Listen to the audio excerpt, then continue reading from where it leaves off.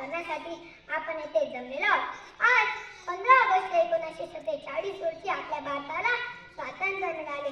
त्यासाठी आपल्या देशातील महापुरुषांनी आणि क्रांतिकारकांनी आपल्या प्राणाची आहुती दिली. त्यांना स्मरण करण्याचा हा दिवस आहे. आपला भारत देश इंग्रजांच्या गुलामीत होता तेव्हा अनेक वर्ष गुलामी सहन केल्यानंतर, इंग्रजांचा अत्याचार सहन केल्यानंतर आपल्या भारताला स्वातंत्र्य मिळाले. आजच्या दिवशी आपण शूरवीरांना स्मरण करून त्यांच्या कार्याची आठवण करू.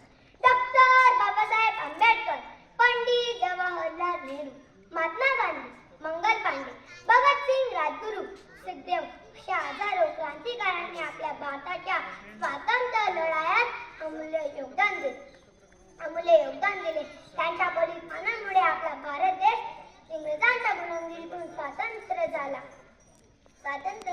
मी एवढेच बोलते की देशासाठी झुंजणाऱ्यांना सलाम असावा. हातात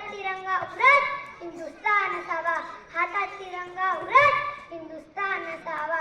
स्वातंत्र्य दिनाचा अभिमान असावा. प्रत्येक मराठी मनात देशभक्तीचा वास असावा.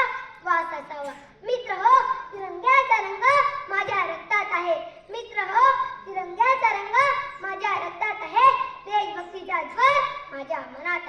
देशभक्तीचा ज्वर माझ्या मनात आहे.